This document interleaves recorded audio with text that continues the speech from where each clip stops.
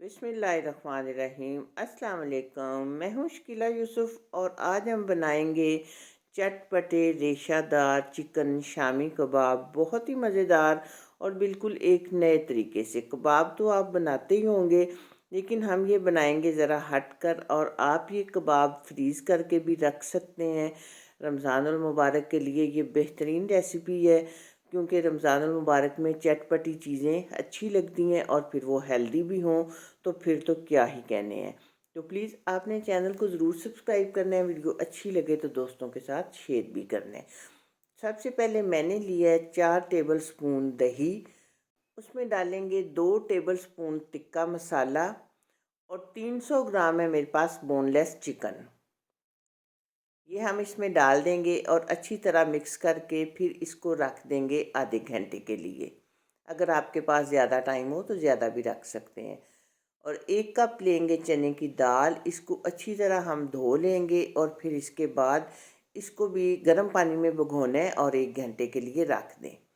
जब दाल थोड़ी सॉफ्ट हो जाएगी तो इसे पैन में डालें और हमने इसमें सिर्फ 1 कप पानी डालना है, क्योंकि हमने इस दाल को बहुत ज़्यादा नहीं गलाना।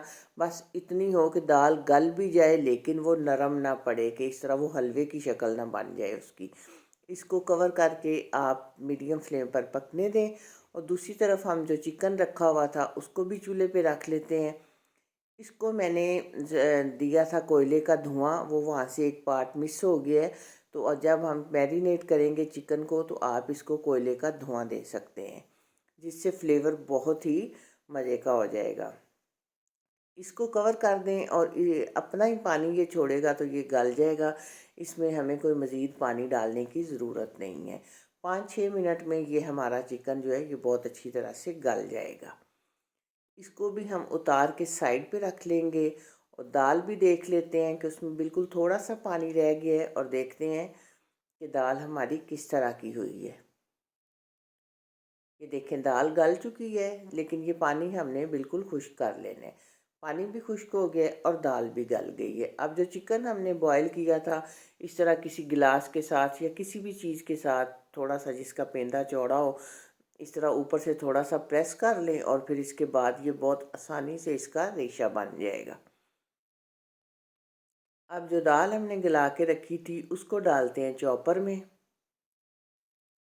और इसके सा चॉप करने के बाद हम इसमें कुछ चीज़ें डालेंगे ताकि वो भी साथ ही आसानी से हो जाएं और काम हमारा जल्दी हो जाए। जो एक प्याज है, 1 टेबल स्पून हम डालेंगे इसमें अदरक, और 5 सब्ज़ मिर्चें, ये तीखी वाली सब्ज़ मिर्चें हैं। आप अपने टेस्ट के मुताबिक कम या ज़्यादा कर सकते हैं। वो दाल चॉप करके रख ली है। तो अब ये आलू मैंने बॉईल किए थे 500 ग्राम, और इन्हें मैश कर लिए, ये भी इसमें डाल देंगे। ये बहुत ही मज़े के कबाब बनते हैं, आप इनको ज़रूर ट्राई कीजिएगा। तो अब जो चिकन हमने रेशा करके रखा हुआ था वो भी डालेंगे इसमें, और साथ ही डालेंगे 1 टेबल स्पून धनिया पाउडर, 1 टेबल स्पून ज़ीरा पाउडर, 1 टेबल स्पून नमक,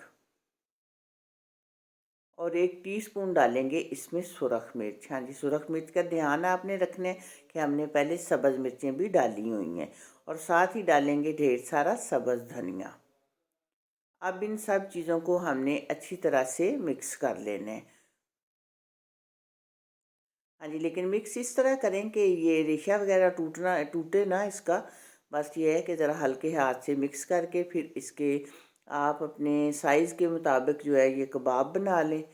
ये सारे कबाब मैंने बना लिए हैं। तो इस पॉइंट पे आप इन्हें फ्रीज़ कर सकते हैं। तो 1 महीने के लिए तो बहुत आराम से ये फ्रीज़ आप कर सकते हैं। 2 अंडे लेंगे, इसमें डालेंगे थोड़ा सा नमक, थोड़ी सी सुरख मिर्च। अच्छी तरह हम इन अंडों को फेंटेंगे। आप ये याद रखें कि जब भी आप कबाब के लिए अंडे फेंट रहे हों तो उनको बहुत अच्छी तरह से फेंटें कि उनकी झाग बन जाए। ऑयल डाल के पैन में मैंने चूल्हे पे रखा हुआ था। ऑयल आपका गर्म होना चाहिए और जो फ्लेम है वो मीडियम हो। इसमें हम कबाब रख लेंगे जितने भी आसानी से आएंगे फ्राई करने के लिए।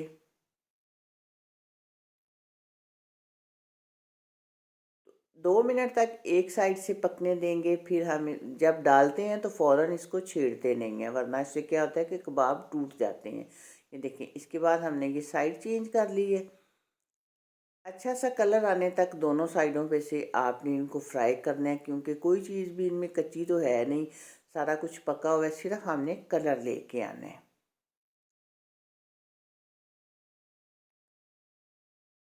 दोनों साइडों से फ्राई हो चुके हैं, तो अब हम इन्हें निकाल लेंगे।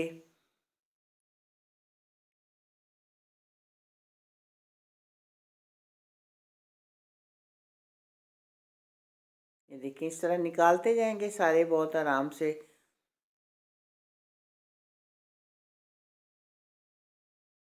अब किसी भी चटनी के साथ आप इन्हें सर्व कर सकते हैं। मैं इमली की चटनी के साथ सर्व कर रही हूँ, आप चाहें तो दही की चटनी के साथ भी कर सकते हैं।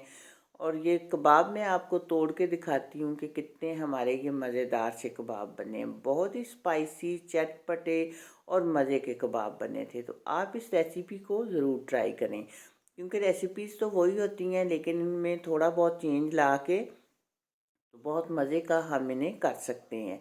तो बहुत ही मज़ेदार और शानदार से कबाब हो चुके हैं तैयार। मुझे आपने इसका फ़ीडबैक देना है कि ये रेसिपी आपको कैसी लगी। अल्लाह हाफ़िज़।